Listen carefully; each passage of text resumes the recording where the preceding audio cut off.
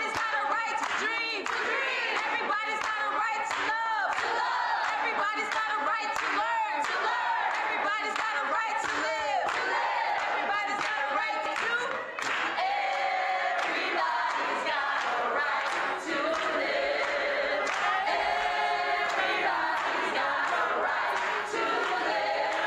And before this campaign fails, we'll all go down to jail. Everybody's got a right to live. Everybody's got a right to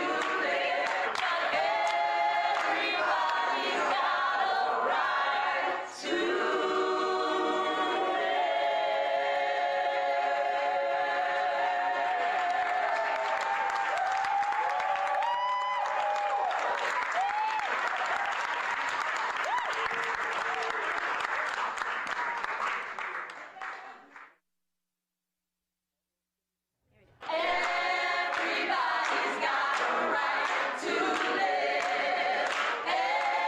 Everybody's got a right to live.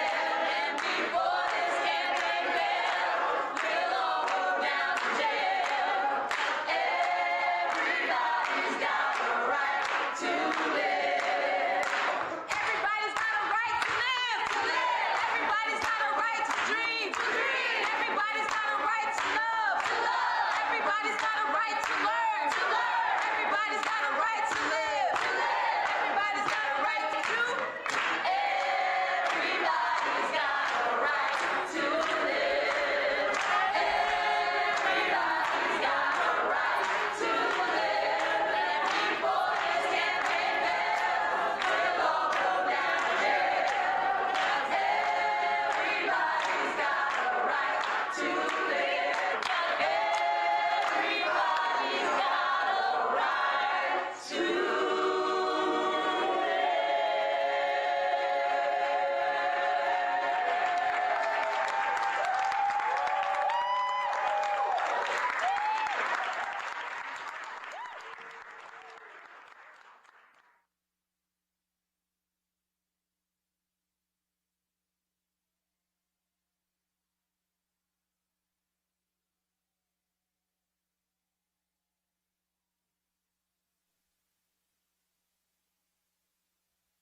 Hello to all of you who are gathered this morning. We certainly thank God for your presence with us for this news briefing.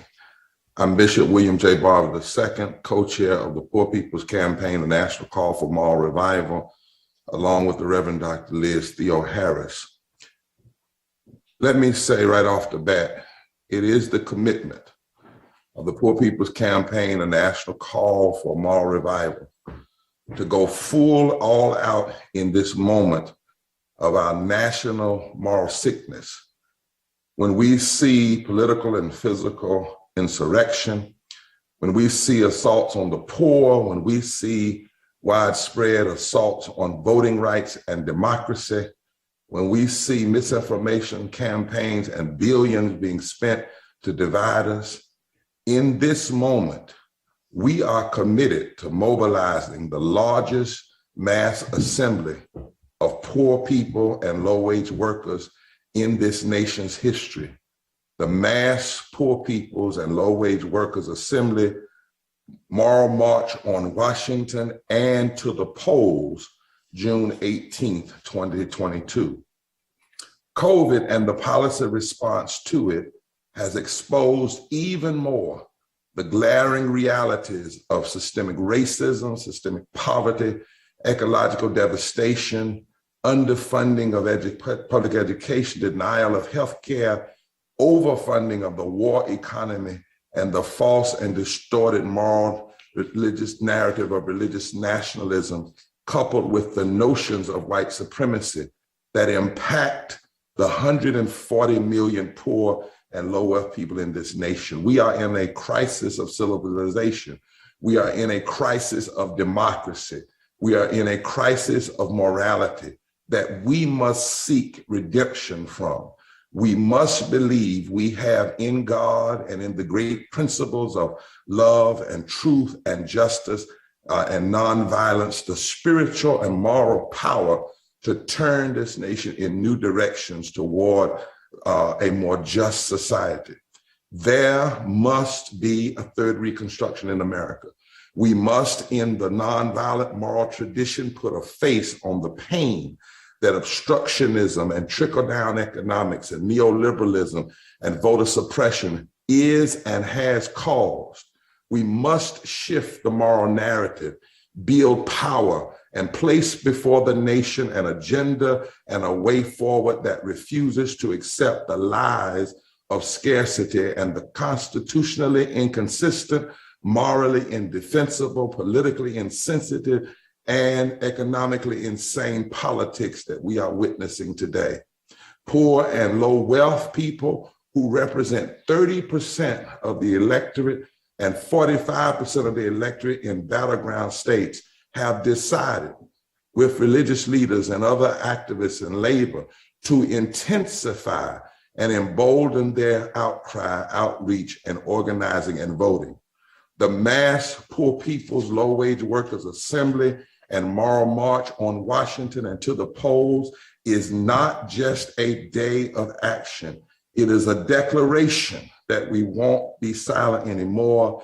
It is the declaration of an ongoing, committed, nonviolent, truth-telling, multiracial, interfaith moral movement. We will shift the moral narrative. We will build and mobilize political voting power. We will utilize, where necessary, nonviolent civil disobedience. We will make real policies to fully address poverty and low wealth from the bottom up and protect and expand voting rights and the fundamental infrastructure of our democracy. America must address simultaneously, not separately, systemic racism, systemic poverty, denial of healthcare, ecological devastation, the war economy, and this distorted moral narrative of religious nationalism and white supremacy.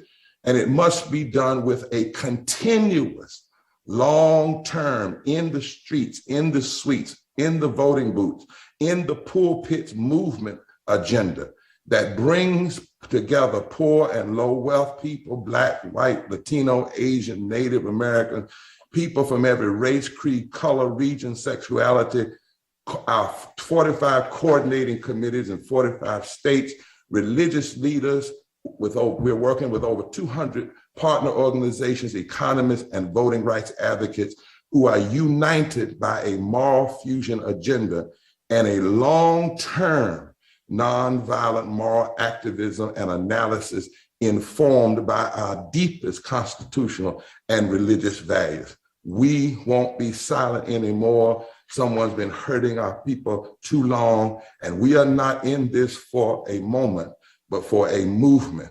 And June 18th, everything that leads up to it and after it will be for the fundamental shifting of the narrative and changing the sickness that we're seeing in our nation. And we are here to stay. Our deadline is victory.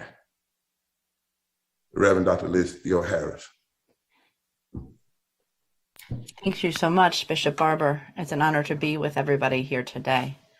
We must launch the mass Poor People's and Low Wage Workers Assembly and Moral March on Washington and to the polls. Because as the Reverend Dr. Martin Luther King Jr. said when he was calling for a Poor People's campaign, there is a fire raging for the poor of this society. They are living in tragic conditions because of the terrible economic injustices that keep them locked in. Disinherited people all over the world are bleeding to death from deep social and economic wounds. They need brigades of ambulance drivers who will have to ignore the red lights of the present system until the emergency is solved. As we all know, tomorrow would have been Reverend Dr. King's 92nd birthday, but his words speak to our reality still today.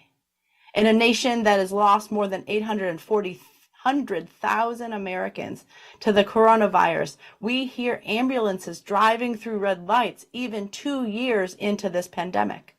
There are fires and storms raging across the entire nation because of the climate crisis. Poor people, Black, white, Latino, Asian, Native, Indigenous, are dying from deep social and economic wounds brought on by policy violence. Before the pandemic, there were already 140 million poor and low-income people. Now millions more have joined those locked in by economic injustice. So we're organizing a mass poor people and low-wage workers assembly, a moral march on Washington and to the polls, because our democracy is on its deathbed. People are dying from poverty and inequality. The earth is on fire, so we're signing up ambulance drivers. We're running through the red lights of closed polling places and redistricting and all forms of voter suppression.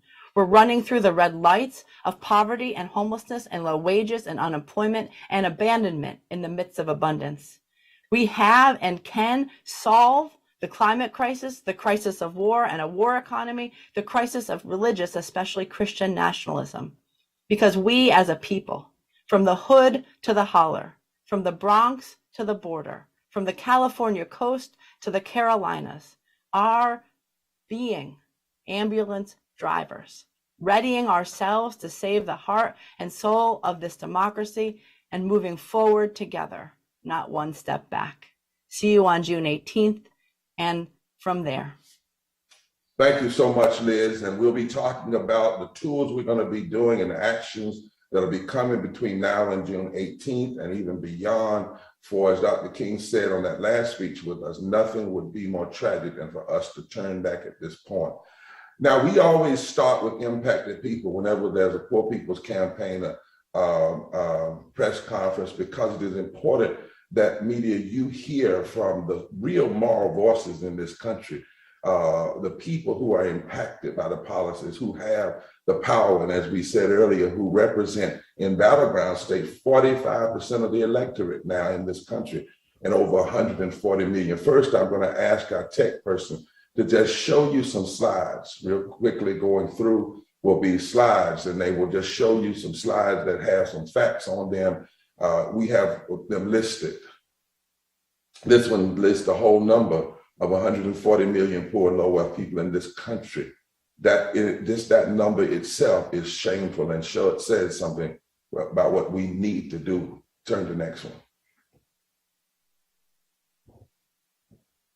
This slide shows, and we will put it in the chat, the numbers, the totals in every state. Look at those, 20 million in California, in Texas, 12 million. Look, those are numbers that we don't hear in the media, and we should.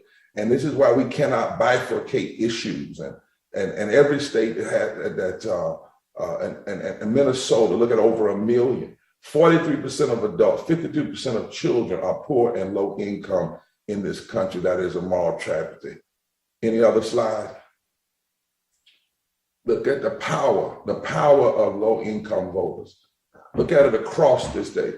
We hear so much about what's going to happen in voting, but the reality is our study that was done called The Waking the Sleeping Giant says if poor and low wealth people of every race, creed, and color and others would come together, and just between 1 and 20% of those already registered who haven't voted would vote, it could fundamentally shift electoral outcomes in this country. Oh yes, we intend to mobilize. Now there's a video of testifiers who we want you to hear from, and then you will hear some live voices.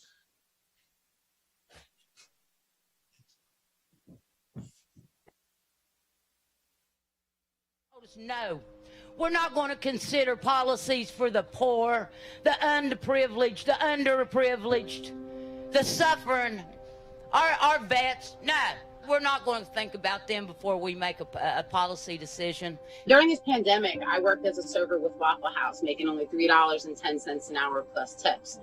But like so many essential workers, I never had sick days. I never had any hazard pay. I never had any health care. Venus was my daughter. Having no primary care doctor and no medical insurance, Venus had to wait to be approved for every medical procedure she received. Then lapsed into a coma, and she finally got the CAT scan that she needed, and they found 2 tumors in her brain. One had ruptured. The next day, we gathered around Venus to say our goodbyes, and we unplugged the tube, and Venus died. No parent should have, in America, should have to bury their child for lack of medical expense. I worked 41 years in the coal mines. I have black lung, and it's just unfathomable what these poor coal miners have to go through in order to get what they have worked for and deserve. I see poverty in my own community. You know, there's a 70% unemployment rate in the reservation right now. I'm a Vietnam veteran. I was raised poor. My only chance of going to college was joining the Army. We are demanding that we stop spending money on the war economy. We are demanding that we stop the war on our poor. I'm the one of the many faces representing homelessness and poverty here in New York State.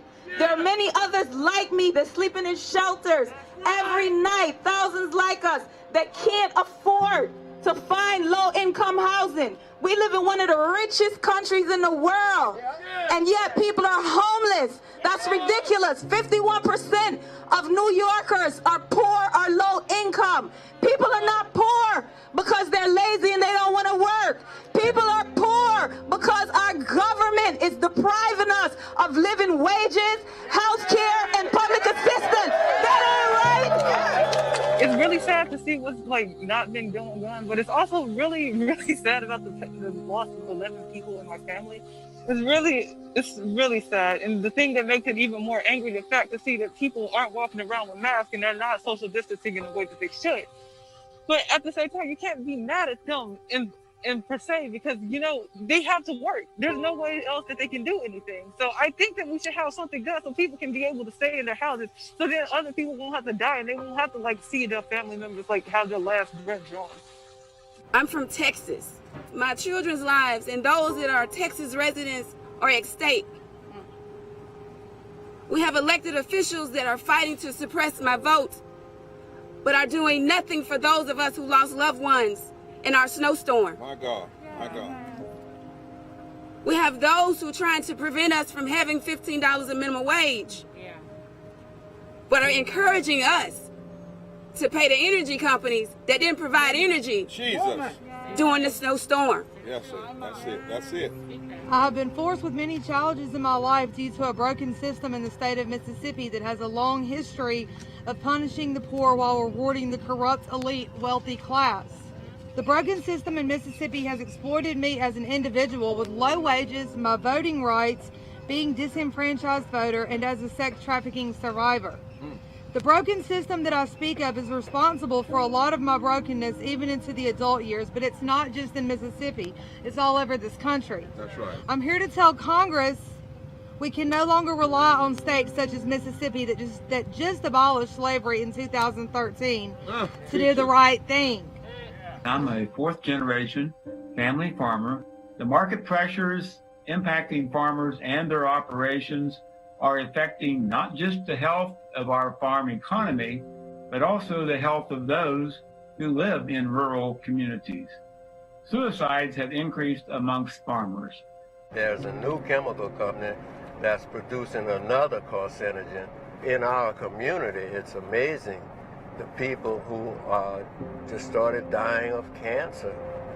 And when my wife was diagnosed with cancer, I was amazed at the black women that would ring our doorbell and walk in the door and pull the wig off to show my wife that I have it too. So I am a first-generation student, a food service worker, and a queer person who was born and raised in Knox County, Kentucky. I've at times balanced living in my car, working through jobs to pay for school and save for an apartment, and then doing the same balancing act to pay for various car repairs and rent once I found a place. I was used to watching my mom walk into the grocery store, or waiting to walk into the grocery store until it was cleared out so that people wouldn't notice we had SNAP.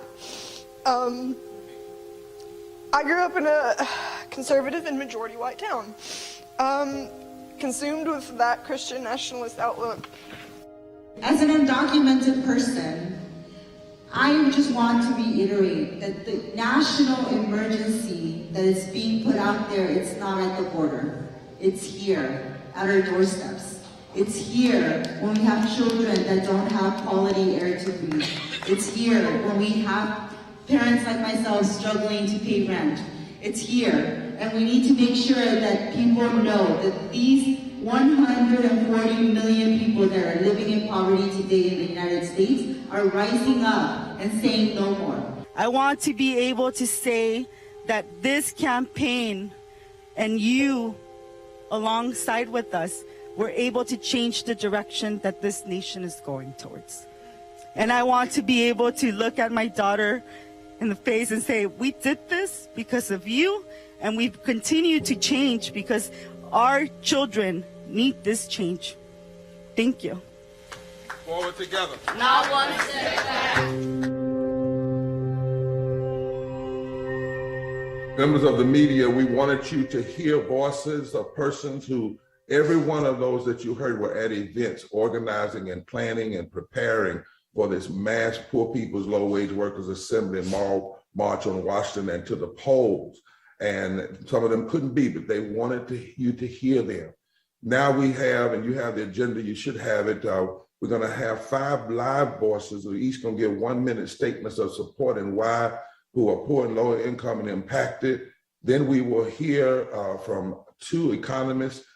One is Dr. Jeffrey Sachs, renowned economist. And then we will hear from some partners, persons who are partnering with us, some who lead major organizations and constituencies, some who lead major denominations who are just representative of the many, many others that are joining with us. And then we'll be ready almost then to take questions from the media.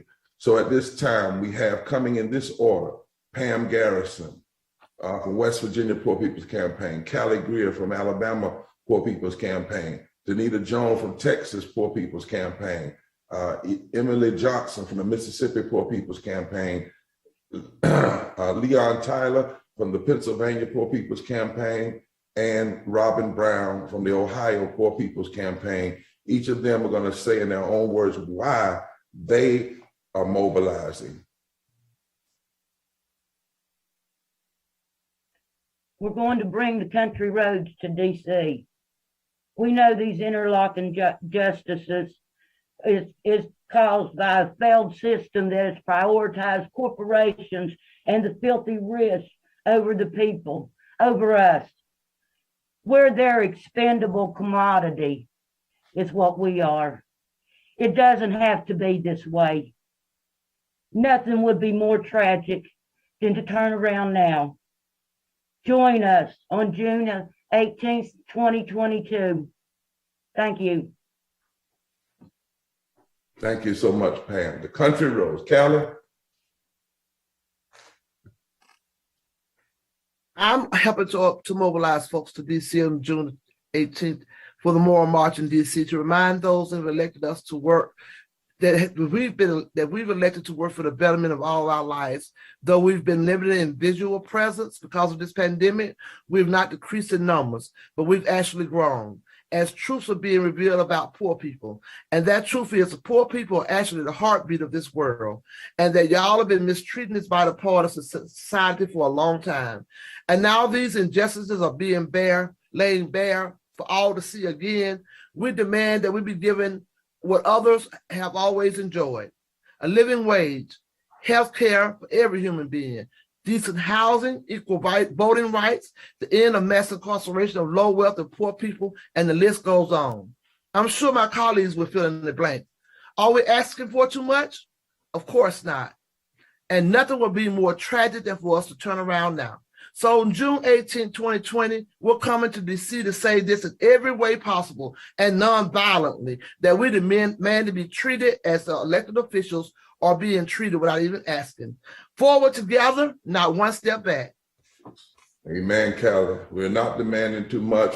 We are actually trying to help this nation save itself. Danita. Thank you, Reverend Barber. I speak to you today from Dallas, Texas, asking Congress and our state leaders, do you hear that? Do you hear that? That's the sound of your constituents. Hear us as we are rising up against your oppressive policies. Hear us as we march for democracy. Hear us as we speak the true narrative of the 140 million. You have destroyed this nation's land, sea, air, and water, and now you are turned your sights on the people. For what? To enrich corporations? Corporations where one company earned $13 billion and another $213 million during the snowstorm here in Texas at the expense of the people. Gone are the days that you tell us there is not enough. Gone are the days where you try to divide us. Those days are gone. Hear me and hear us well. The moral resurrection is upon you, and it's time to decide now, which side are you on? June 18th, 2022 in Washington, D.C., that is your deadline. Decide now. Thank you. Thank you so much, Danita. And you remind us too many have died. 250,000 poor and low people are dying every year from poverty, 700 a day. We can't take that and stand for that anymore. And so we're coming. Emily Johnson from Mississippi. Good morning.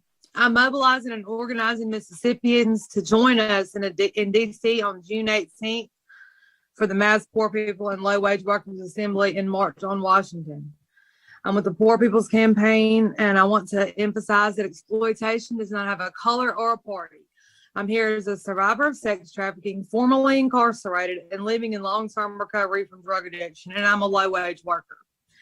I had to live in a homeless shelter for over a year due to not being able to afford housing after incarceration. I was denied SNAP benefits because I had a job working 40 hours a week making minimum wage.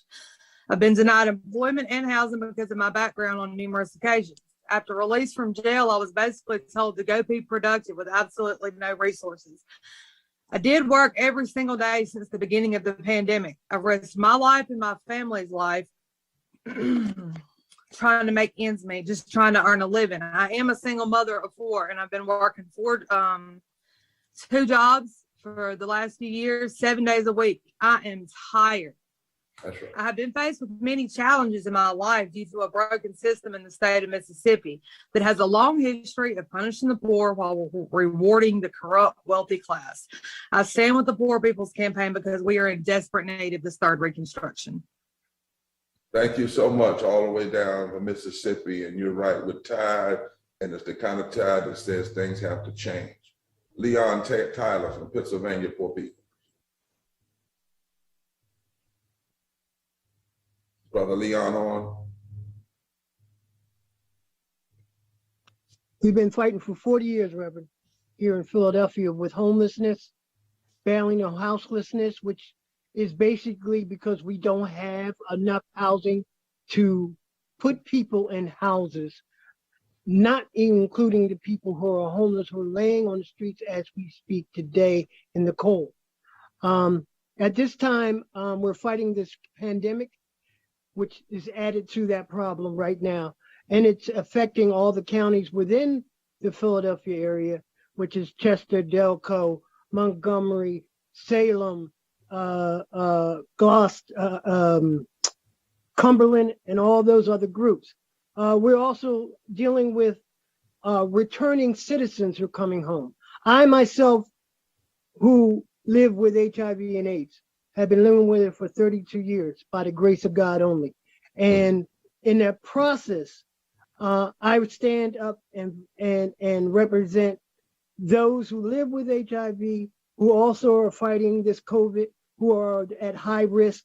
We're also representing and standing instead with LGBTQIA members of the ACT UP group I belong to, along with Poor People's Campaign, Pennsylvania Union for the Homeless, and Put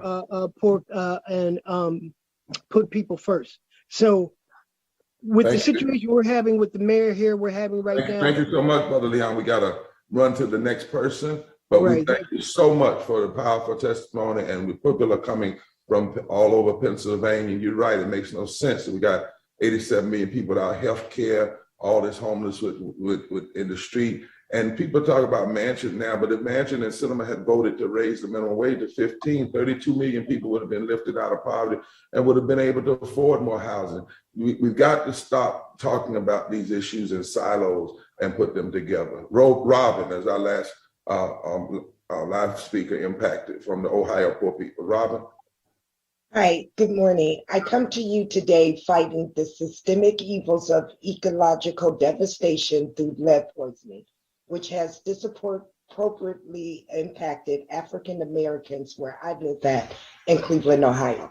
I am a parent advocating for environmental justice and equality for our lead poisoned children.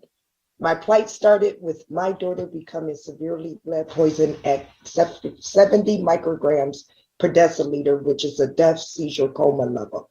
And throughout the years, I see we as families dealing with lead poisoning challenges, as well as the systemic racisms in the area of healthcare, education, housing, support services, food parties, transportations, and utilities. We need change. We are the change. That's why I'm here supporting mass poor people and low wages workers assembly and moral march on Washington. We have to change. Thank you. We know the Buckeye State is coming in strong for us because it's time. Thank you so much, Robin, for your power and your passion. Now, in the Poor People's Campaign, we have data and empirical data. We don't just holler and scream. We have a reason to holler and scream. We also unpack the lies of scarcity. We challenge the lie that we don't know what to do. We know what can be done. This is done, it can happen. And so we have two economists today representing a whole cohort of economists who are going to be coming around us. And Dr. Jeffrey Sachs specifically is coming on today after Shally Gupta Barnes' presentation to talk about a new study that he's going to help grab economists together to write on the poor and low wealth and what has not happened in this pandemic, what could have happened, and what's here and what needs to happen, and why the economists are glad that finally there's a movement bringing poor and low wealth people together all across this country that is not going to just be a one-day event, but a constant and formidable push for third reconstruction. Attorney Shally Gupta Barnes first, and then Dr. Jeffrey Sachs. So I have 10 points that I wanted to go through quickly, but these lay out the reasoning of why we're going to June and why the study that we're doing together is so important. So first, we are now nearly 2 years into the coronavirus pandemic, yet we still do not know the true public health impacts of COVID on the 140 million poor and low income people in the nation. There has not been any significant and widespread reporting by income or income inequality, including across race, occupation, age, or region. Two, what we do know is that poor and low income households are more vulnerable to the economic impacts of the pandemic and benefit from regular ongoing support. In fact, more than 90% of poor and low income households spent their child tax credit payments for food, housing, water, electricity, and utilities, and clothing, meeting basic needs. However, number three, as of 2022, nearly all of the pandemic era programs that benefit poor and low income people have ended, including unemployment assistance, protections against eviction and foreclosure, and these child tax credit payments. Meanwhile, number four, the nation's wealthiest people have gained over $2 trillion directly, continually, and without nearly any restrictions. In fact, big businesses and large employers have been able to protect their interests to push back against a full Build Back Better agenda, including wage increases, paid leave, immigration justice, and higher taxes on their wealth and capital gains. They've also successfully pushed back on longer quarantine and isolation requirements. And most recently, the Supreme Court ruled against mandated vaccine testing and mask requirements for large employers, but not smaller ones. And still, number six, lawmakers are accommodating the concerns of the wealthy and of corporations in particular their alarm about higher wages and using the excuse of inflation to push back against additional government spending. However, economists are calling out their faulty reasoning, showing that it was not government spending on anti-poverty programs that is causing inflation, but the pandemic, supply chain issues, and even the monopoly power of corporations. They're also saying that fears of inflation are an invalid reason to not invest in people. Number eight, without these pandemic relief programs, in fact, the number of poor and low-income people would have grown to millions more than 140 million. And we can expect that now that these programs have ended, we can expect a backslide into greater poverty. So number 9, as we heard earlier, although poor and low-income people accounted for 1/3 of the voting electorate, what this shows us is that their concerns are still not a political priority. And this is the effect in part of a rolling coup that has been constraining the political will since at least 2010 through voter suppression and other attacks on democracy. In 2021 alone, 19 states passed more than 30 voter suppression laws that will potentially impact 55 million eligible voters. This is why we're organizing towards June, because moral policies that prioritize the 140 million, that protect and secure voting rights and a robust democracy are also good and sound economics. Thank you so much, Attorney Shelley Gupta-Bond. And as we bring Dr. Sachs onto the media, this massive study we're going to do will hopefully released in April, at around the anniversary of the assassination of Dr. King. But as we enter to the last 2 months push towards this mass poor people's low-wage workers assembly and moral march on Washington and to the polls. Dr. Sachs. Reverend Barber, thank you very much. And Shelley, thank you for laying it out so clearly, and to all of the speakers for your passionate voice and your bravery and determination. The Poor People's Campaign is essential for the survival of our nation, which is being pulled apart at the seams by a small group of oligarchic, super rich, and suffering Americans across the spectrum. And what we are seeing right now is that the rich, as Shelley just said, have gotten so unbelievably rich, we can't even fathom. 6 Americans now, 6 people have $950 billion of personal wealth as of this morning. That is Elon Musk, Jeffrey Bezos, Bill Gates, Larry Page, Mark Zuckerberg, Sergey Brin, 6 people. You know, that would be enough for 90 million Americans to get $10,000 each. We can't even fathom what's happening in this country, except we were told many years ago by Warren Buffett, one of the people on the list of the super billionaires. He said, there's class warfare, all right, but it's my class, the rich, that's waging war, and we're winning. He said it bemoaningly because he said this is so outrageous what's happening. But he said the rich are waging war on the poor. And so the Poor People's Campaign is in the context of a war that has been waged by the rich. And the amount of wealth that's going to the top is unbelievable. And then who comes along but Manchin and Sinema and others who say, oh, no, don't tax those rich people. And therefore, we can't afford to give money to poor people who are trying to keep their children properly fed. This is really a sickness in this country. And it is pulling us absolutely apart at the seams. And the evidence every day shows this. And who kept this country running during the last 2 years? The people on the front lines, the people in the factories, in the warehouses, the first responders, the people delivering groceries and goods to rich people. And who suffered the infections and the deaths? Of course, hugely disproportionately, it's the poor people in this country. That's right. Who have been on the front lines keeping the country going. But they're not seen. All we hear is all these super rich people saying, I don't want my taxes to be raised. Oh, that would be inflationary.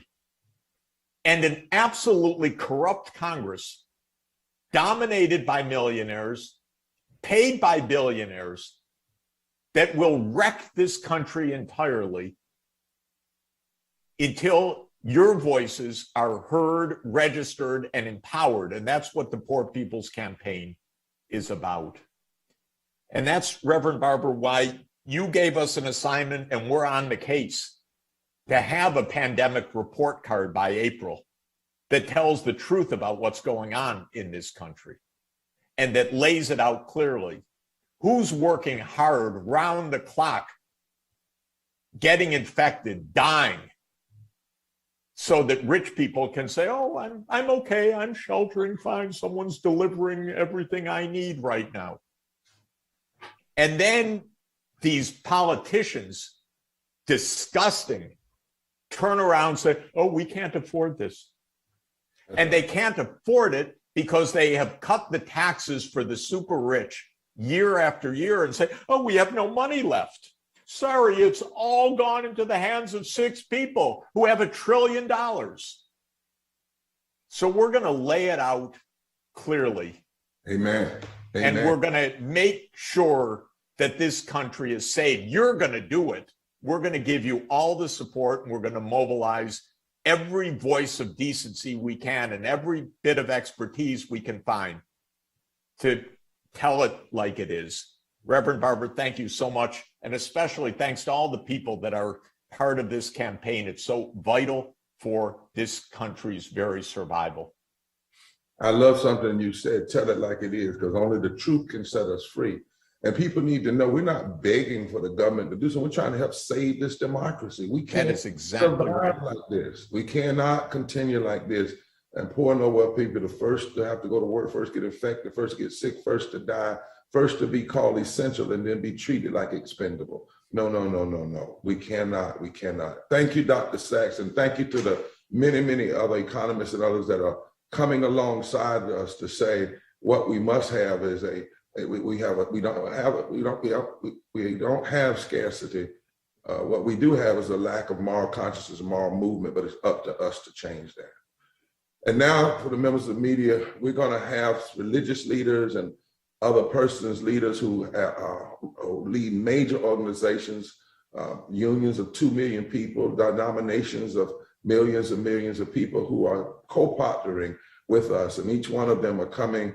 We're asking them to give at least a minute so that we can also take questions from the media of why they are as religious bodies and as activists and other organizations and unions joining in helping make this massive mobilization, the largest we want to see it in the history of the country. Let us start with, we're going to start with Jim Winkler, who represents the National Council of Churches. Then we're going to go to Reverend Dr. Beth Johnson with the Unitarian Universalists. And then we're going to go to Ms. Mary Kay Henry with the Service Employees International Union. And then to Reverend Terry Horde Owens with the Christian Church Disciples of Christ. And after they give their statement, then I'll come back and give about 4 more, and then we'll be taking questions. Brother Jim Winkler. As president of the National Council of Churches, I'm here today to say I'm excited about and supportive of the plans for a mass poor people's and low-wage workers assembly and moral march on Washington and to the polls on June 18th. I will be there, and I will work with the leaders of our 37-member denominations comprised of 100,000 local congregations and 30 million church members to make sure we are there in force. We'll be there because we face a constellation of crises that must be addressed by people of faith. These include a growing gap between people of wealth and those of low wealth, a pandemic that's being ignored at the risk of death by far too many, a militarized nation that must turn to the ways of peace, the intensifying reality of climate change, the death-dealing impact of systemic racism, and the attempts to take away the right to vote from the American people. We're coming together on June 18th because as people of faith, we know the truth Jesus names when he said, the thief comes only to steal and kill and destroy. I came that they may have life and have it abundantly. See you on June 18th. Thank you so much. And we're going to thank every aspect of the National Council of Churches for joining up as we join together as moral partners in this. Reverend Dr. Beth Johnson.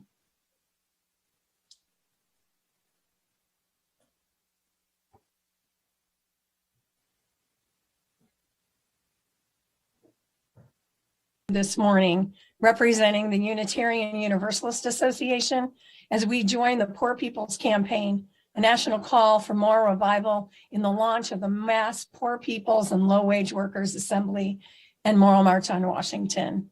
We are here because now is the time to speak. Now is the time to act.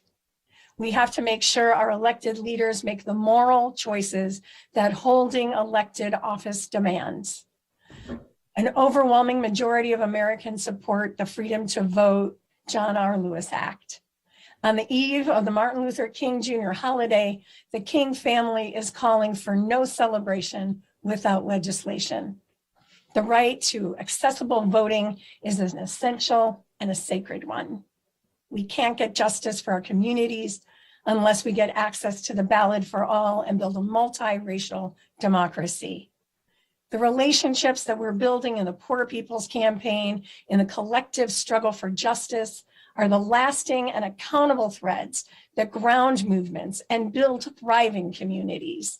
Now is the time for collective action and for committing to join us in Washington, D.C. on June 18th, 2022 for a mass Poor People's and Low-Wage Workers Assembly and Moral March on Washington and beyond to the polls, because nothing would be more tragic than for us to turn around now. Our deadline is victory. God bless you. Thank you so much, my dear sister. Sister Mary Kay Henry with the service, SEIU.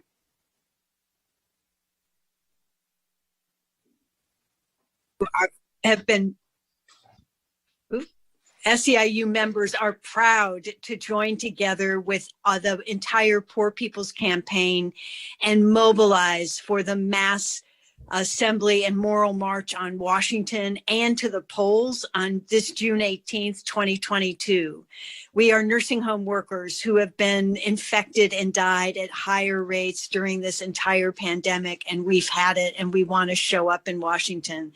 We are fast food workers who are working 2 and 3 jobs and can't make ends meet and need corporations and the government to do the right thing. We are janitors and airport workers and hospital workers and public workers who know what it means to unite the power of poor people and low-wage workers, because we can build the nation that our children deserve. And we are not going to waste this once-in-a-generation opportunity to bring forth transformational change. Any economic recovery must include good union living wage jobs for home care workers and all essential workers that we've heard from today. We're proud to join with the Poor People's Campaign in building a movement of millions of working people, low-wage workers, alongside of poor people who are also voters and that are going to change the direction of this country November 22. Thank you for including us. We're proud to stand in solidarity and love with all of you. Thank you so much. We are religious leaders. We are union leaders. We are impacted. We're coming together. And now to add to the chorus of support, as we've been building over the years, are our Jewish brothers and sisters, Rabbi Jonah Pashner. Excuse me, Jonah. I'm sorry, I'm messing your name up. Jonah Pashner. And then we're going to have our dear sister Latasha Brown with Black Voters Matter. And then we move on. Rahina is going to come and share at this time. Rabbi, thank you so much, and we love you. Reverend Barber, I love you too. And you know, we are in a time of great crisis, a moral crisis. Millions of our people face barriers to economic security, quality healthcare, and devastation from climate change. And it's all exacerbated by the COVID-19 pandemic and deeply rooted structural inequity. And amidst all of this, our democracy itself is under attack. How will we elect leaders that will listen to the voices of low-income workers and prioritize uplifting marginalized communities when state after state after state is rolling back voting rights and innovating new ways to disenfranchise our own people, especially targeting Black, Latinx, and Native American voters? And 1 year after the violent white supremacist insurrection at the nation's capital, we know the profound danger that we confront. But we also know, Reverend Barber, that our safety is in our solidarity, and the redemption of our nation may yet come despite centuries of disenfranchisement through our democracy. That's why the Senate must reform the filibuster and pass the Freedom to Vote Act and the John Lewis Voting Rights Advancement Act so that our political system represents all Americans. This MLK Day, we must honor his legacy and demand legislation to protect the sacred right to vote, the vote that MLK and other civil rights leaders and many Reform Jewish rabbis fought for and died for. Reform Jews believe the selection of our leaders is not a privilege, but a collective responsibility. Dr. Barber, you know that Isaiah taught we are to do good, pursue justice, and in so doing, relieve oppression. Ken Yehi Ratzon, may this be God's will. Thank you so much, Rabbi Pestner. And I'm glad you brought that up, because Dr. King said at the end of the Selma to Montgomery March something we have to connect in America. He said it was the fear of the exercise of the ballot by the masses of white people and Black people joining together around an agenda that could fundamentally shift the economic architecture of the nation. That was the reason why voter suppression happened. That fear of the what he called the Southern aristocracy, because we know that ultimately at the end of the day, suppression of voting rights is about being able to determine the policies of the nation and to control the purse strings of the nation, which equate to $21 trillion gross domestic product in every year, and to keep that from those who need it the most. Thank you so much. Sister Latasha Brown. Thank you, Reverend Barber, for having me. I just want to say that, part of this, the reason why Black Voters Matter is joining this moral movement, that we want to spread the good news. I am a activist, but I'm also a woman of faith. And in this moment right here, what we recognize is not this country that we need this country needs us. Instead of us seeing ourselves just as citizens of a broken country, and what we want to do is spread the news that we are building a new country. There's a new coalition of people that are rising up in this nation, that we're driven not by money or driven by power, but we're driven by our deep sense of love for humanity. And that when we're talking about, if we're going to celebrate Dr. King's legacy, he talked about the three evils. He talked about poverty and war and poverty and war and racism as those three evils. And so this is an intersection of that. We're going to take this opportunity to reframe a new narrative that we're moving forward. We're going to create the kind of America that we desire and that we deserve. The good news is that we're here. We ain't going nowhere. This will not be a transaction. This will be transformative. We will literally create the kind of world that literally is going to be the beloved community of which he spoke of. Natasha, thank you for reminding us people of that, because on that day and in between, on June 18th, we will be unveiling the third Reconstruction agenda. That's actually already, some of us in Congress, but even the more, just saying there's a way out. We've got the answers. This doesn't have to be. So thank you for reminding that. We will curse the darkness, but God knows we're bringing a light. God knows we're bringing a light in a new direction. Rahina? Yes, thank you, Reverend Barber. Hello, everyone. On behalf of our millions of members, it is an honor to be here today. The Move On community is millions strong. We are a diverse, vibrant community of folks, activists all over this country, in every state, every congressional district. And we together eagerly join the Poor People's Campaign in this moment that we are all in. We are all in. We are all in to fight against the inequality in this nation that the raging pandemic has only made worse. We are all in to fight the systemic racism and classism in this country and the dark forces that have been unleashed in recent years that are attacking our democracy and the right to vote.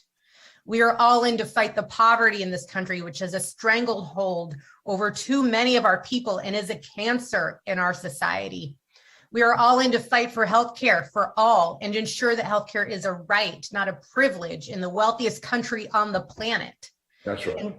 And we are all in to fight the big corporations and CEOs who are making record profits as we speak and huge bonuses, while too many of us continue to struggle to make ends meet. Our country has the resources, the people are ready, and the need has never been greater. The time for politics as usual is over. The time for political games is over. The time for empty rhetoric has passed. The need for action and transformational change is now. The moment demands nothing less. So Move On members are with you. They're here. We will organize, we will mobilize, and we will march. Thank you for your leadership, and thank you for having me. God bless you. And I know Liz Steele-Harris joins me in saying, you're right, 87 million people without health care in this country. When people get elected and get free health care just because they got elected and then don't want the people that elected them to have the same thing, oh no, we cannot and will not accept that. We must shift this moral narrative and build power and change this nation. We also have been working with our First Nation brothers and sisters from day one. And on that stage in June and beyond, the voices you will hear will be impacted people, not people speaking for them. The majority of those voices will be people impacted. And Dr. Nosey is with us with the Apache Stronghold, but representing so many other people as well. I want our Native brothers and sisters, Dr. Nosey, would you say to us why in this moment the Native First Nation community has said, you know, we need to be a part of this massive assembly, not just for a day before declaration. Thank you for the opportunity. What's really important that we need to understand is that Mother Earth is being destroyed. And from holy places to the value of water and the environment. And one of the things that's so important for us to be involved is to work together so that we can have a clear understanding of building a better world for everyone, because we're all being affected by it. And one of the things that worry us about Native Americans, being Native Americans, is the fact that these that were created by God have a spirit. And we have to be able to balance that to have a sustainable life. And if we destroy water like corporations and what Congress is doing, then all these things that we talk about doesn't matter, because we're going to be destroyed. Life is going to be destroyed because those things are really valuable. And for Indian people, prior to people coming to this country, what they said was that there's a lie, a great lie, and they're talking about a deception, that one day the children will cry. So as Indian people, we have to wait for that day so that we could be unified to fight what is evil that has come here to what is America today. And that's why for me, myself, and so many Native people, we're joining the Free People's Campaign, because it's a spiritual road to fight the most evil thing that has come here, so that corporations will be controlled by us so that we can have a sustainable life for all the children yet to be born and all God's creation. So that's what brings me to be involved with the Free People's Campaign. But thank you. I thank you for reminding us too of the power of prophetic crying.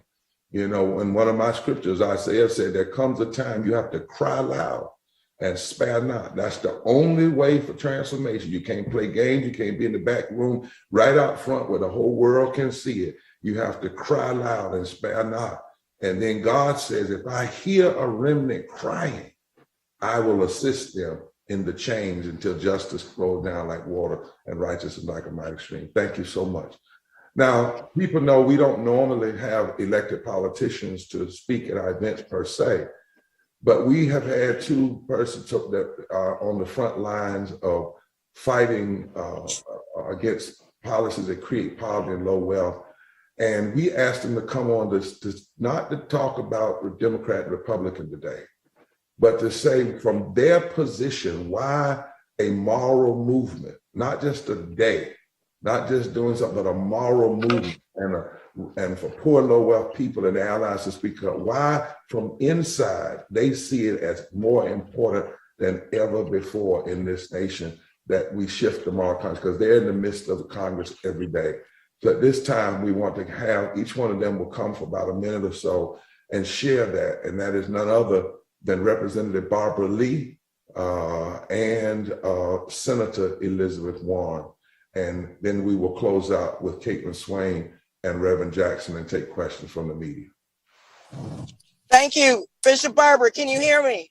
Yes, we can. Okay, thank you. I'm sorry I can't be on video. I'm en route to a meeting, but I want to just first thank you, Bishop Barber. Thank the Poor People's Campaign, and thank all of those impacted individuals who really have spoken out and continue to speak out to remind the country that what is taking place now in the wealthiest and most powerful country in the world as it relates to poverty and low wealth people, low wealth communities, the shame and disgrace in the wealthiest and most powerful country in the world is a moral issue.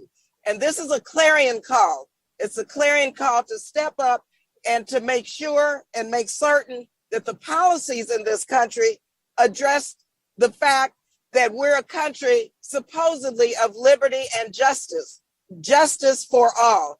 And that means the right to vote. That means we have to pass the John Lewis Voting Rights Advancement Act. That means we must pass the Freedom to Vote Act.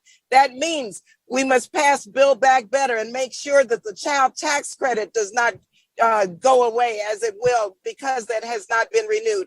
And it also means, Bishop Barber, that we must pass our resolution calling for a third Reconstruction, H.R. 438, which is a framework to address the interlocking injustices of systemic racism, poverty, and ecological devastation, and denounces the denial of healthcare, militarism, and vilification of the poor. And so we need to prioritize the needs and demands of the 140 million people suffering each from poverty and truly build from the bottom up, from housing to healthcare to public assistance and support to water and education, all of the rights that Americans deserve, because this is a country, once again, of liberty and justice for all. It's un-American not to do this. And so thank you all again. Thank all of you for mobilizing and organizing. The only way that Congress is going to move is because of the people, for the people. This is power to the people where I come from in Oakland, California. We understand that power, and that power has got to be heard in the halls of Congress. We're going to win this because it's a moral issue. Thank you so much. We gotta. Thank you. Thank you again. And I made one mistake, and y'all got to let me correct it, because I did not let my bishop, my general minister, she was on the line, and I don't know if it's COVID tied or what, but I am not going to miss this, Senator Warren. I'm sorry, but Reverend Terry Howard Orn, who leads the Christian Church Disciples of Christ, major denomination in this country. Would you share with us, and then Senator Warren? Thank you, Bishop, and I'll be quick here. Disciples of Christ across the country are participating in and actually leading in all of the state campaigns. And so on June 18th of 2022, we will join with others to continue the work to bring about a society where all have enough to flourish, because there is enough in this country. This movement is not about an event, a rally, or even as a march. This is, as we would say as disciples, a movement for wholeness. And it is about changing the moral narrative of this country so that we're committed to action that will eradicate poverty, racism, voter suppression, and any other injustice that diminishes our humanity. From the ground up, every voice must be heard. As people of Christian faith, we say that we are committed to love, which demands action to bring about a nation where all can flourish as the teachings of Jesus command us. But it's not enough to just say these things. It is time for people of Christian faith to be the church that we say we are. The voices and faces of those who are impacted must be heard. And so we must stand together to insist that those who are elected to represent us are held accountable when their cowardice and inaction ignore the human suffering and inequity all around them. As part of this movement for wholeness, this movement for action, Disciples of Christ will be there until justice rolls down like water and righteousness like a mighty stream. Thank you so much, Reverend Owens. Thank you so much. Senator Warren. Thank you very much. I'm so glad to be here and to join you, Reverend Barber, and everyone who is on this call. Now, I've been thinking lately about what the Reverend Dr. King warned America when he said that we were at a crossroads of history and called for a mass mobilization of America's poor and disenfranchised and marginalized. He had this vision to bring thousands of citizens together in Washington, D.C. to demand that the United States government confront and address the evil of poverty. And now here we are. More than 50 years later, it's 2022. America is once again at a crossroads. Wages have barely budged in years. Affordable housing is almost impossible to find. Families are unable to afford quality care for their children, for their sick and aging relatives.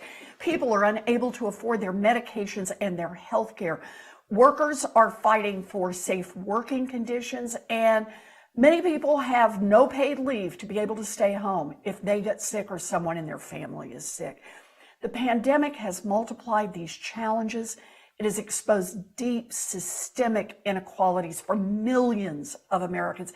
Billionaires have gotten richer during this time. Corporate profits have skyrocketed, and many American families have been crippled economically. But throughout this crisis, we have a one-in-a-generation opportunity to pass critical legislation that supports working families. We have a chance to rebuild our economy so that it works for everyone. We have a chance to address this moral crisis that has trapped Americans in a cycle of poverty. The American Rescue Plan that we passed last spring took important steps to support families. It did. But there is so much more that needs to be done. We need to pass Build Back Better, make historic investments to transform our economy and to improve people's lives. Build Back Better is about reducing the cost of childcare.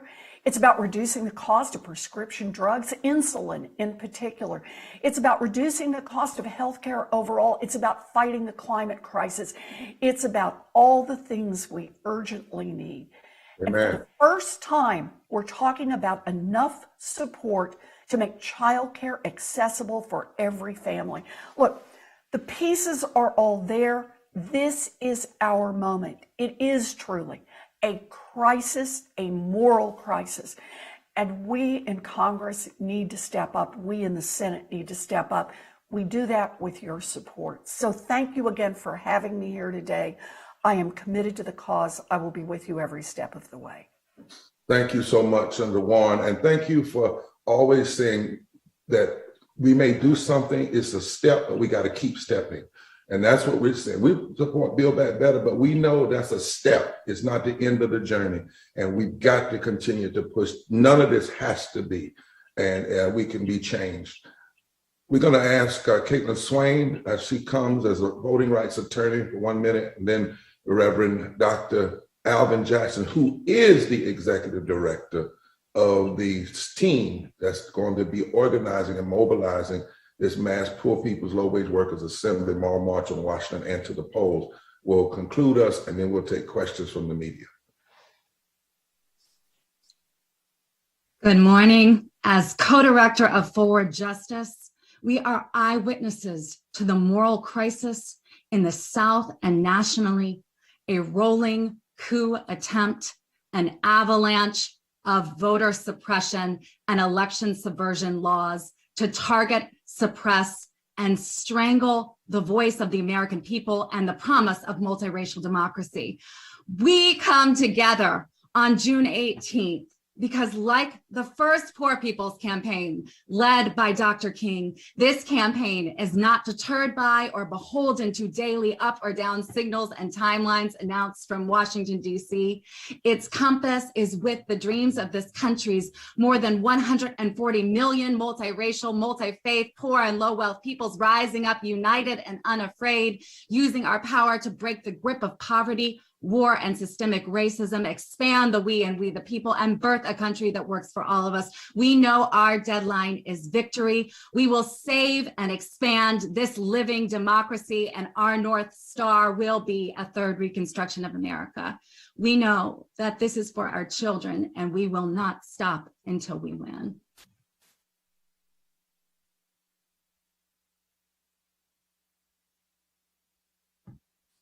Thank you so much. Dr. Jackson.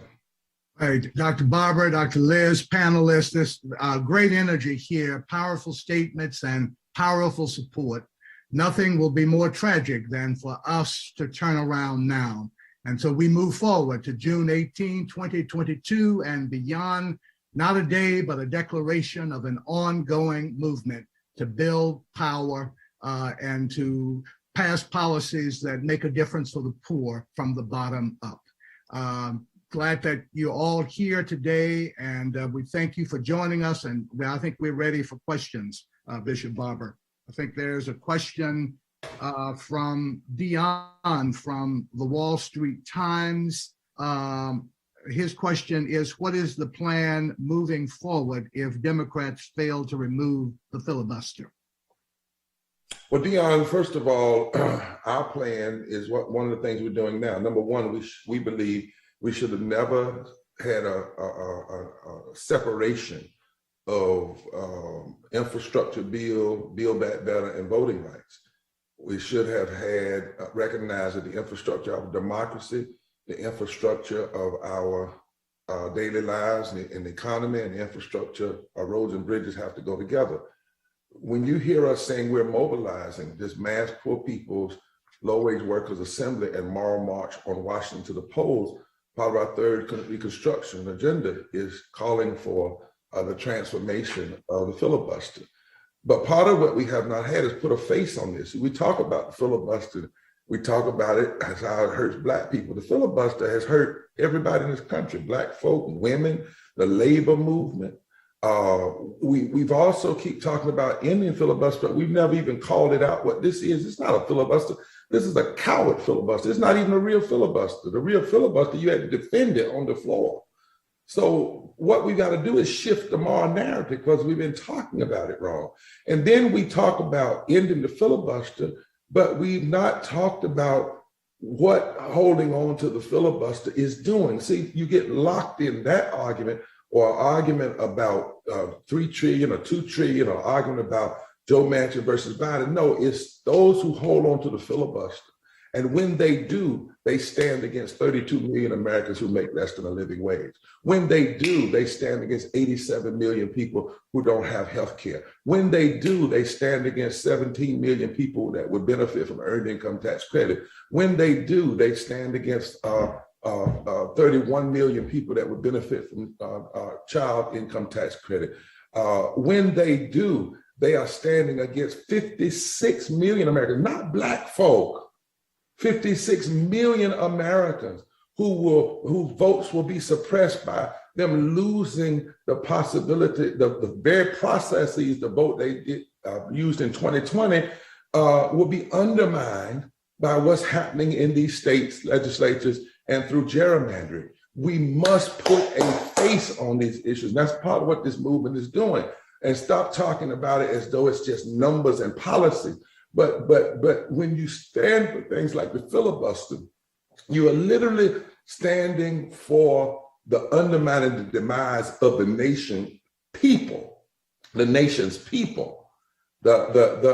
Actually, lastly, you know, the word filibuster actually comes from a word that was used in Latin America, and it means to pirate. It means to steal. It's literally what it means. It was a group of people that would go in and destabilize Latin communities so that greedy folk could steal from them. Filibusterers is what my brother Mark Thompson talks about.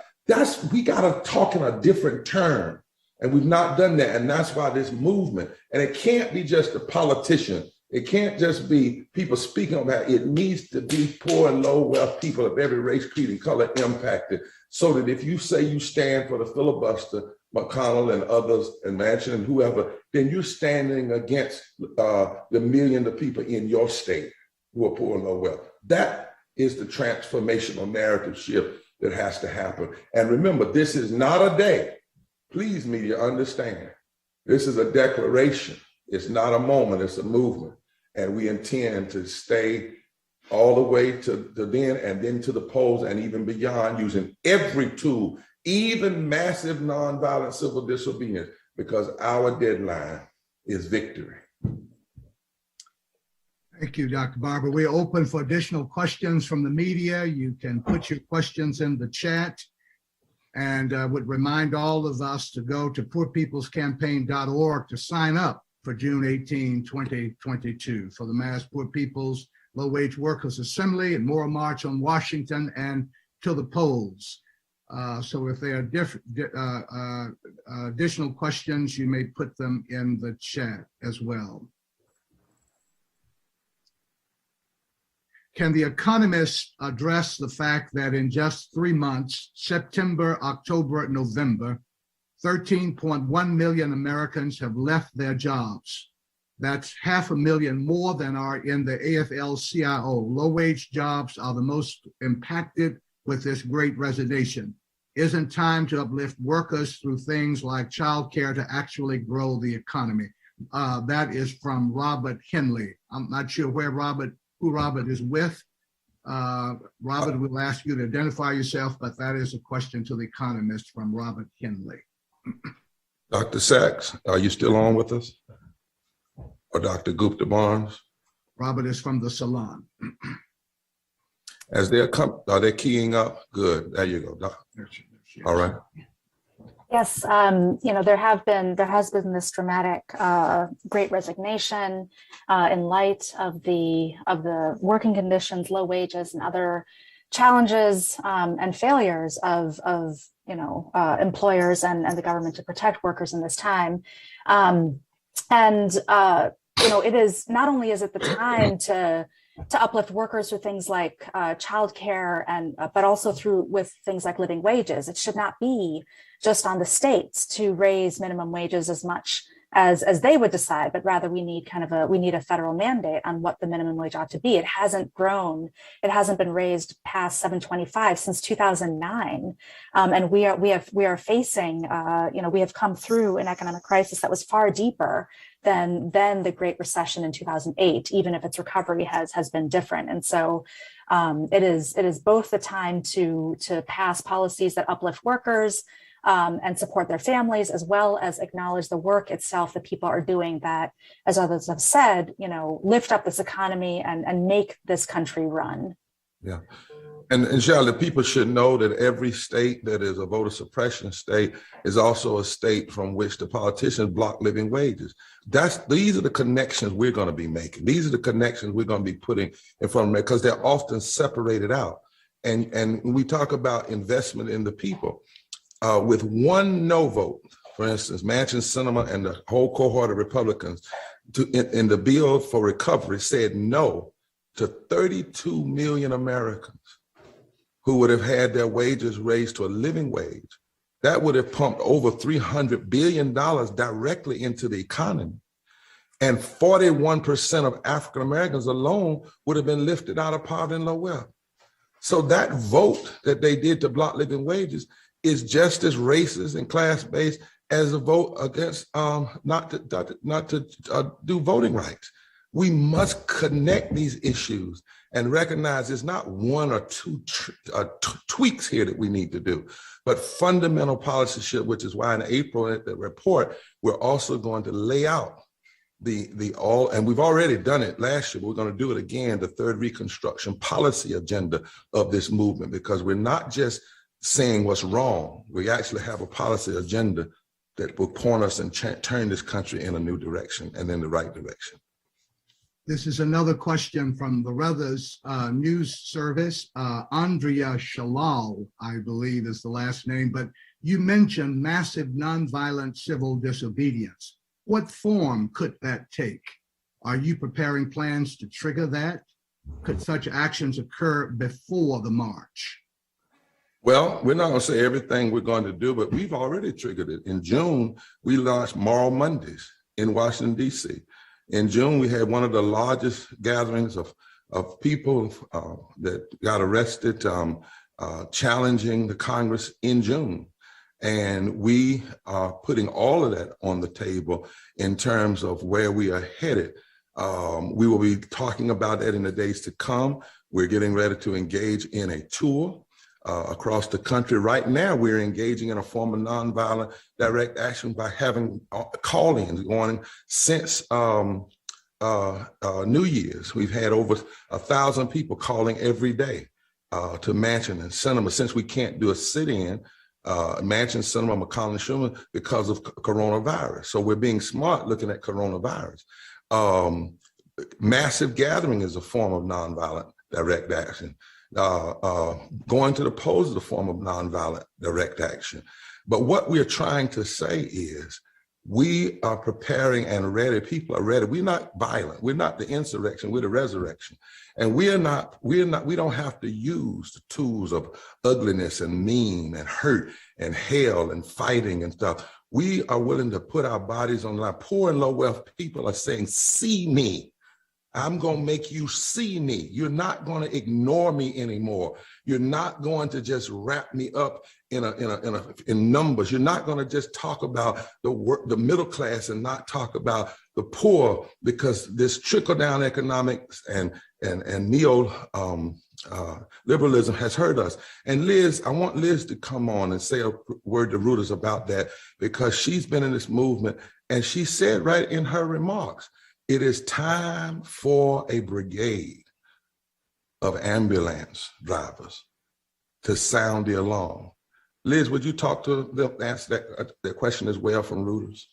Yeah, thank you so much, Bishop Barber, and for the question, because times like this demand people to put themselves out there, engage in nonviolent civil disobedience and moral direct action.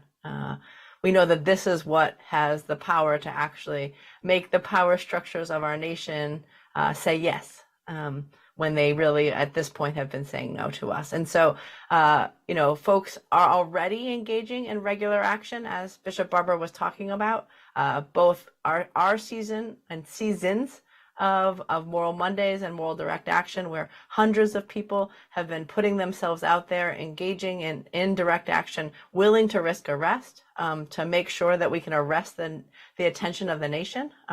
We have folks doing housing eviction resistance. We have folks, out there kind of in general strikes and in other forms of strikes of low-wage workers, and the kind of activity that is going to be necessary to be able to really get the country to pay attention to the problems that people are facing, but the solutions that are at hand that those with power and wealth are refusing to actually make into policy. It's going to take that kind of action, and we, in our 45 state coordinating committees all across the country, with the partner organizations that we're connected to that represent millions of people, are going to keep on pushing, and we will push towards June and from June to make sure that people's voices are heard. And to the question lastly, there's never been a time in history, whether the first Reconstruction of the 19th century, second Reconstruction, civil rights movement, we're saying now there's a need for third Reconstruction. There's never been a time in history where you've had the fundamental transformational change necessary without having agitation, litigation, legislation, voter participation, and public information. All of those things and declarations, it has to all be together, because we're not begging the government. We're trying to save the nation. This nation cannot continue with 43% of its people living in poverty and low wealth in the richest nation in the world. And while that is happening, we see all of this obstructionism and attempt to block voting rights and attempt to block living wages. And think about the moral crisis we're in the middle of a pandemic. Politicians don't even have the heart to make sure everybody has health care, to make sure everybody can get a free test. We are in a place of moral crisis. This is, as the Declaration of Independence says, we are facing a long train of abuses.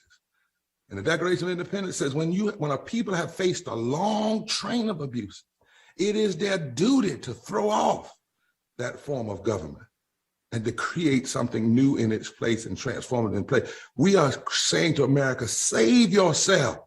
You cannot be true to the principles of establishing justice, providing for the common defense, promoting the general welfare, and ensuring domestic tranquility and equal protection under the law, and refuse to address the interlocking injustices of systemic racism, systemic poverty, ecological devastation, denial of healthcare, the war economy, and this false moral narrative of religious nationalism and white supremacy that is holding our public policy hostage. I see only one last question here, only one question in the queue here, Bishop Barber panel. This is from KPFA News. Would you support a primary challenge to Senator Sinema by Congressman Gallio?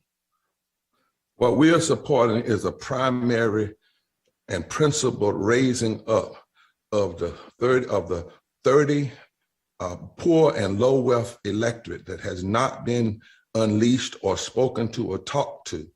Our job is to move that 30% of poor and low wealth people and 45% in battleground states. Our data tells us that in at a minimum of 15 states, if just between 1 and 22% of poor and low, 25% of poor and low wealth people who are already eligible to vote, already registered, who stopped voting because they never hear anybody talking about them, talking about their conditions, laying out a plan. Well, if they decide to vote for their own agenda and not wait on the politicians, but to engage to transform the political system, then in those states, poor and low wealth people can determine who sits in the governor's office, who determine who sits in the Congress, who determine who sits in the Senate and in the president's office. In Georgia, I think it's 7% of poor and low wealth people that could turn things, 4% in Florida, 1% in Michigan, 19% in North Carolina. That's where our primary focus is rallying that sleeping giant. Or may I say, maybe that beaten down group of people who for years have not heard anything but trickle down and neoliberalism. But now they are deciding we're rising up. We are rising up, and and God has fixed it so that now in the 21st century, the stones that the builders rejected represent 30% of the electorate in this country and 45% in most of the battleground states. And we will not be silent on the sidelines anymore. PoorPeoplesCampaign.org. Sign up June 2022, June 18, 2022. PoorPeoplesCampaign.org. We close out with the promo one more time, and then we'll be through for today. Thank you to everybody. Love you so much. We welcome you to the launch of the Mass Poor People's Low Wage Assembly and Moral March on Washington, D.C., June 18, 2022. We are a new, unsettling force, and we are powerful. New, unsettling force, and we are here. We're rising up to demonstrate the compelling power that we, poor and low-income people, have to reconstruct society from the bottom up. And we need to do it with the loudest voices possible, the biggest actions possible. Because we know that there is no scarcity in this land. The only scarcity is the moral will to do what's right. Hold on, just a little while longer. We are those with sub-minimum wage jobs who can't afford sky-high rent. People with disabilities are the fastest growing minority group. It's crazy to me that in 2021, it's still legal for workplaces to pay a sub-minimum wage to people with disabilities. There are still so much trial and tribulations that we go through as Indigenous people. We can't get a decent wage to sustain ourselves, nor can we get adequate housing. Veterans across this nation say enough is enough. We can't pat essential workers on the back on one day and then cut their health care the next day. Health is a political choice. What more do I need to do to prove that my voice is just as valuable as anyone else's?